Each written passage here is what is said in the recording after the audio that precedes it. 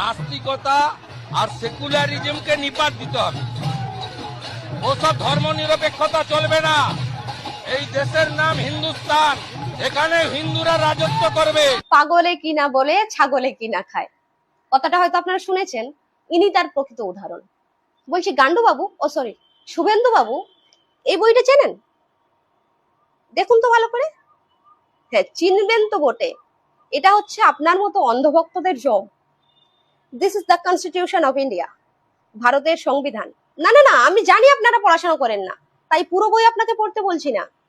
এই বইয়ের প্রথম পাতাটা একটু দেখে নেবেন, যেখানে লেখা আছে প্রিয়াম্বল, যার বাংলা অর্থ প্রস্তাবনা, যেখানে বড় বড় অক্ষরে লেখা আছে India is a sovereign secular socialist democratic republic. আর এটাকে পরিবর্তন করা কারো বাপের সাধ্য নেই, সে যত বড়ই হনু হোক না কেন।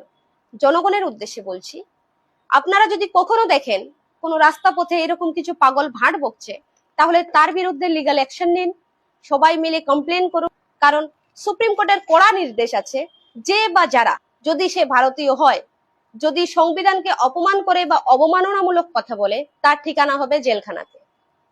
সর্বোপরি আমরা ভারতীয়, আর এটাই আমাদের শেষ কথা, এটাই আমাদের রুট ম্যাপ, আমরা এটা মানতে বাধ্য। জয় ভীম। तू बाग है मेरा, मैं तेरा परिंदा।